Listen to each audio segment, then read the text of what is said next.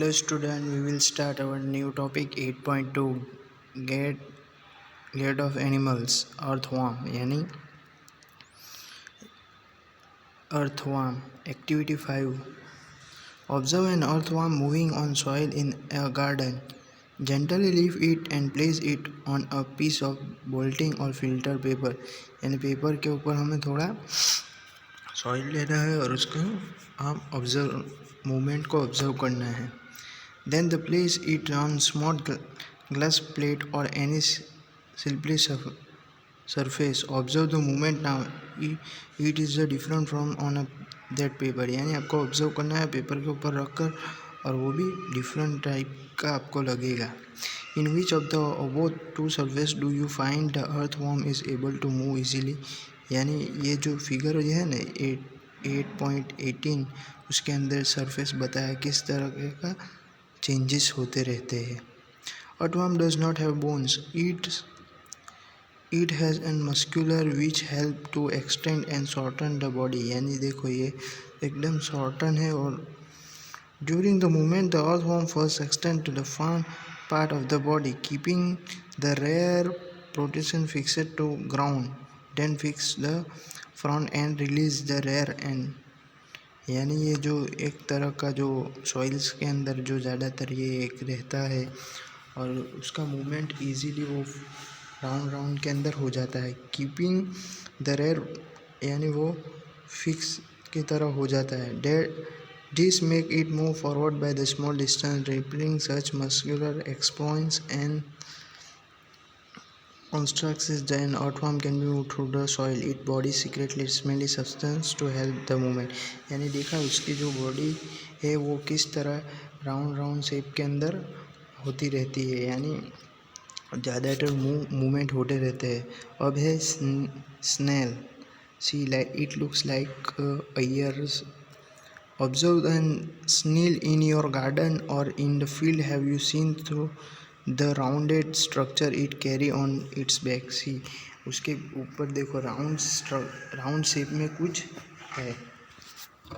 Now we will go downward. This is called the shell and it is the outer skeleton of snail, but it is not made of bones. यानी ये जो गोल है वो एकदम smooth है लेकिन उसके अंदर कोई बोन्स नहीं है. The shell is a single unit does not help in moving from the place to place. It has to be dragged along. Place the snail or on a glass plate and watch it. यानी आपको उसको एक plate के ऊपर रखना है और किस तरह से मूवमेंट करता है वो आपको ऑब्जर्व करना है. A thick structure and the head of the snail may be come out of an opening in the shell. यानी ये क्या करेगा कि वो उसका हेड जो है थोड़ा सा अप लेगा और आपको ये एक्टिविटी करने से बहुत केयरफुल रहना है. नाउ कॉकरोच जो है ऑब्जर्व कॉकरोच. यानी आपने कॉकरोच तो देखा ही होगा. Cockroach walk and climb as well as a fly in the air. यानी वो चल भी सकता है और उड़ भी सकता है. They have three pairs of leg. This help is walking. The body is covered with the hard outer selection. This outer selection is made of numbers of the plates joined together and that permit movements. यानी देखो ऊपर की तरफ उसके legs है अलग अलग और उसके ऊपर का भी भाग अलग अलग है.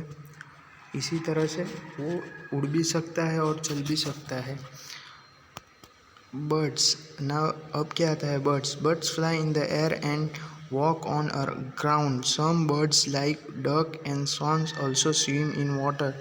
The bird can be fly because their bodies are well situated for the flying. Their bones are hollow and light. The bones of the hind limbs are typically for the walking and preaching. The bones part of the forelimbs and modified as a wings.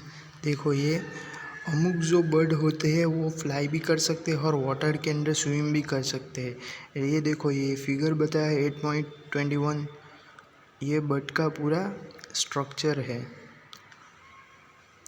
Now fish activity 8. Fish क्या होती है ज़्यादातर पानी के अंदर रहती है. सी ये बताया है फिगर के अंदर, फिश जो है पानी के अंदर ज़्यादातर रहती है। देखो ये फिगर क्या है, ये जो बताया है ना, this is help by the finish of the tail, यानी उनकी टेल जो होती है उससे वो लोग मूवमेंट्स करते रहते हैं। How do snake move, snake किस तरह से मूव करता है। Have you seen a snakes shelter, does it move straightly, यानी आपने कभी देखा है जो स्नैक है वो सीधा ही मूव करता है। Snake have a long backbones, they have a many thin muscular, they are the connected to each other even though they are far from one another. Muscles also initiate the backbone raids into the many loops. Each loops of the snake give it forward push by the pressing against the ground. Since it is a long body makes many loops and each loops give it push, यानी ये जो है ना, जो snack होता है उसके थोड़े पतले पतले बैकबोन्स होते हैं, इसकी मदद से वो मूवमेंट करता है। अब ये क्या है, so many question and perhaps we have looked for some answer through our activities in the chapter and we need to look for many more answer, यानी हमने ये चैप्टर्स के अंदर सारा मूवमेंट्स किस तरह होता है, किस प्रकार से मूवमेंट होता है, वो हमने सारा देख लिया। अब हमारा चैप्टर यहाँ ख़त्म होता है।